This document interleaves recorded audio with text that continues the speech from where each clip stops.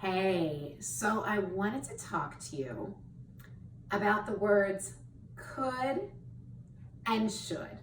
And I've said before how words are so powerful, especially the words we say to ourselves, but of course it matters what we say to other people too, and what other people say to us. And sometimes I catch myself, and I'm sure you do too, saying, oh, I should do this. I should get moving and work out. I should get ready for work.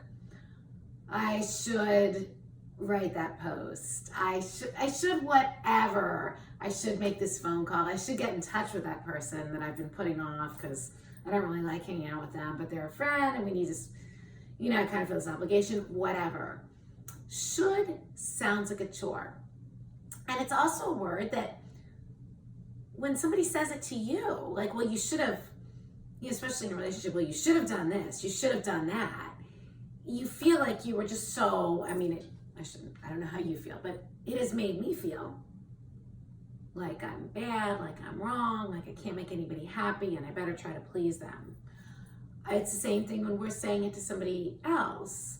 It's always in retrospect. It's always, well, I shouldn't say always, but it's, since we say to the people, well, we should have done this. You should have done this, you should have done that. And to me, there's just a lot of negative connotations with the word should. And again, it makes things feel kind of heavy and like a chore and like they're hanging over your head. And I first became aware of this years ago with a therapist that I worked with, actually in some couples therapy.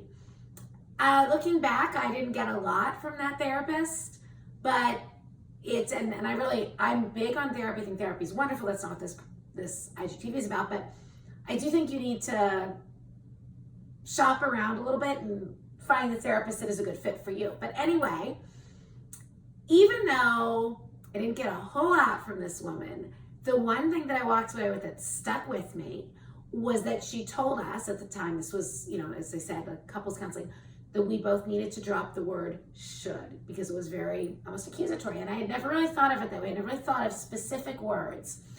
So that always stuck with me. And it's really with me now. It's stayed with me.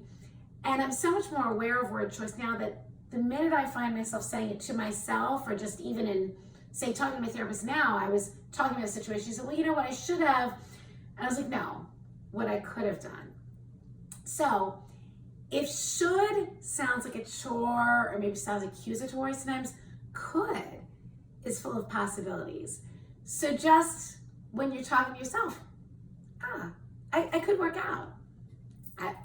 I could sit on the sofa and drink another cup of coffee and stare into space. Maybe that's what I need. I could go out for a walk.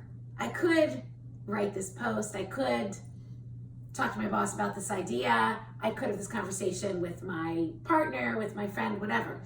But could is just so much more. It shows that you have a choice. There's no guilt. It's, wow, I have all these different possibilities for all these things I can do. So, so subtle, but I just believe there's so much power in words, and especially the words we're using when we talk to ourselves. It's so important. So really, when you catch yourself using the shoulds, and I should have done this, I should have done that.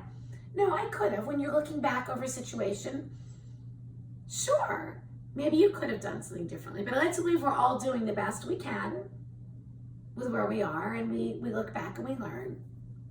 So, curious to hear your thoughts on should versus could. I am just all about possibilities and a brighter future and being our best selves, and saying I could instead of I should really helps me do that.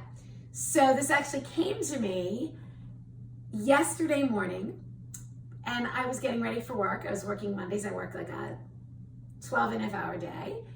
And I realized that while I didn't really have time right then to record an IGTV, I could make a note of it in my phone, and I could do it today so I could share it with you.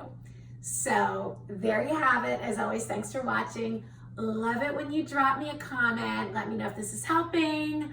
Let me know maybe how you've used it. Let me know any other positive word switches you make. Thanks for watching and have an amazing day.